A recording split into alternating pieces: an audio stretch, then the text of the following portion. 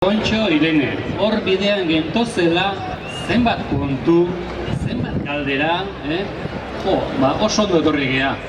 Eta gogoratzen zea, orain dela hilabete bat edo, hor zubietan, errealak entrenatzen duen leku horietan, erraustegi bat egiteko azala, nola kontatu genizun? Bai, ez gogoratzen zea, ez? Hitz egiteko aukera izan gaur ere bai eta orduan ere bai. Eta orduan, amatxok eta itatxok, gure hitza eman genizun, guk zuen osasunan alde, zure eta zure laguntzuen osasunan alde, dena emango gendula. Ez gendula inola ere arriskuan jarriko zuen osasuna. Irene, ¿te acuerdas que te dije que me juntaría con más padres y madres, abuelos y abuelas y otros familiares para que todos juntos trabajemos para que desaparezca el riesgo de la incineradora? Gogoratzen altzea, Irene? Bai.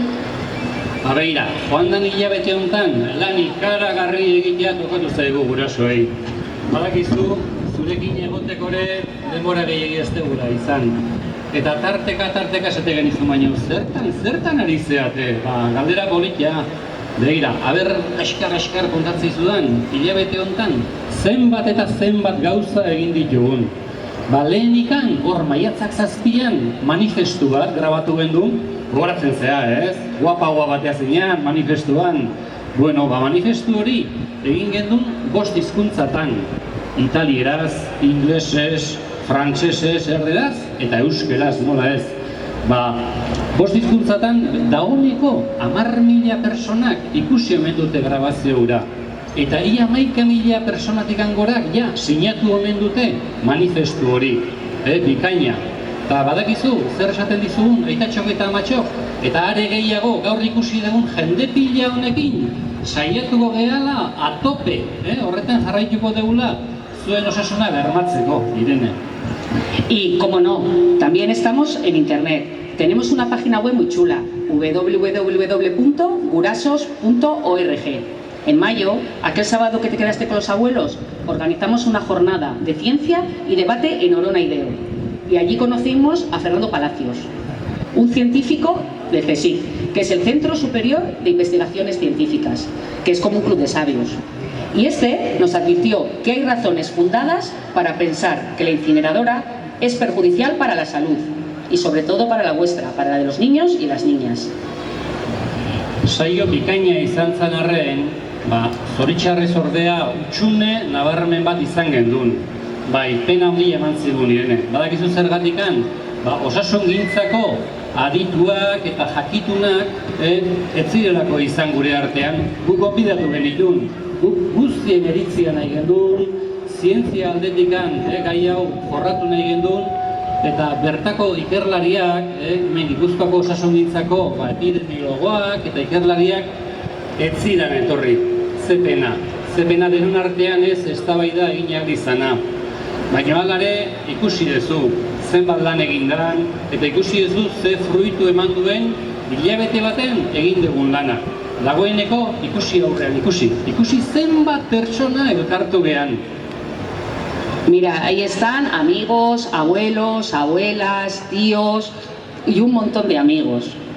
Begira, zu hemen zaude, baino badakizu erraustegiaren eremuan, erraustegiaren kaltea jaso daitezken eremuan, 69.000 haur, eta gazte, eta heldu, eta askoz gehiago, baina gaur nola begirune berezia daukazuten aurrak, begira, 69.000 haur inguru izan daitezke erraustegiren eragina jasoko dituztenak. Baina hemen gaude danok, gertukoak, Gipuzkoarrak, eta nik uste kanpotarren batzuke izango dira gurekin, seguru, eta denen artean lan egingo degula zuen osasuna bermatzeko, ziurtatzeko. ¿Sabes también quién nos va a ayudar? Ez. Begira, Agirretxe, Imanol, Aimar Zubeldia, txirrindulariak ezagutzen ditugu ondo, horiek gurekin daude. José Luis Cortal, remero.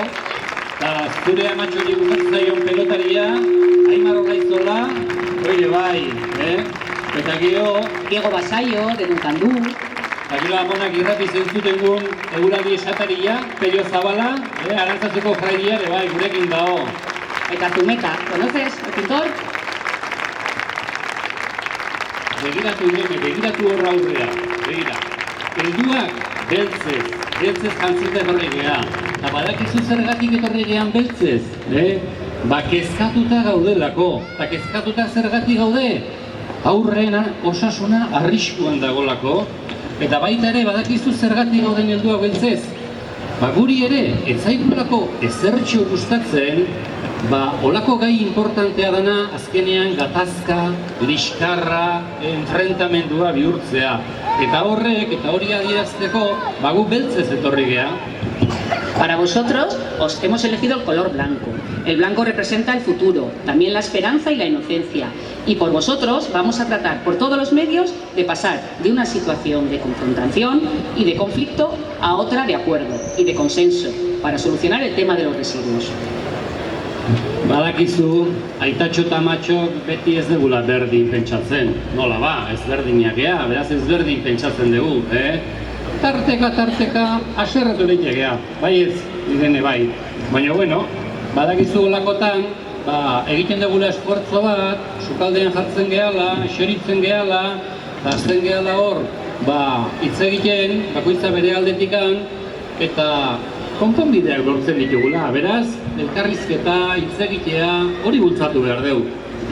Vamos, que aunque muchas veces pensemos diferente, siempre, aunque nos cueste, nos podemos poner de acuerdo. Horregatikan, aitatxo eta matxok hitz egiten dugun bezala, era berdinean guk ere, politikariei, les vamos a pedir. Bai, badakizu, ez, zein dira politikariak telebistaz, azken aldi honetan asko ikusten zaie, asko, Eta horiek gure botoari esker, agintzeko aukera izaten dute. Eta guk nahi dugu, agintzeko garaian gu ere kontutan izan gaitzatela, ez? Ahora sí les vamos a pedir. Bai, eskatuko diegu lehenik eta behin, guk nahi degula informazio zuzena, argia, ez ibiltzeko hemen kontakerietan gai honekin. Informazio zuzena emateko. Vamos a pedir debate. Eta nahi degula akordioa, adostasuna, baina batez ere, badakizu zer nahi dugun, interes guztien gainetikan, ze interes jarri behar dugu, gizartearena, osasunarena, aurren osasunarena, batez ere, Y antes de que sea demasiado tarde, vamos a pedir que replanteen su decisión, basándose en dos principios fundamentales, la protección y la prevención. Bueno, ¿qué? ¿Ahora me crees? Bai, bueno, lortu dugu zailena, begira ze lortu dugun gaur, Irene, hau da flipantea, gaur lortu duguna da flipantea. Lortuko dugu, ze badakizugu gehala, hortxe, egoskorrak, Amak zenbat aldiz horre gauzak lortu arte, zenbat lan egiten duen, Nahi dugu informazioa, eztabaida lasai bat, nahi dugu modu arduratsuan jokatzea, nahi dugu informazio osoa, eta badakigulako, informazioa garbita argi denok daukagunean, ez zegula nahi izango gure aurren osasuna kinkan jarriko duen ezerre. Incineradora, va a ser que no. Gure aurren osasuna arriskuan inola ere ez,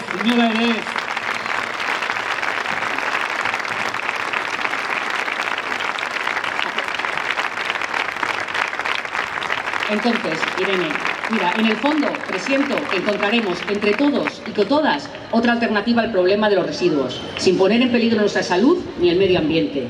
Si la sociedad y sus representantes nos ponemos a ello de verdad, por supuesto que es posible. Beno, eskerrik asko guztioi, honea etortzegatik eta laguntzagatik.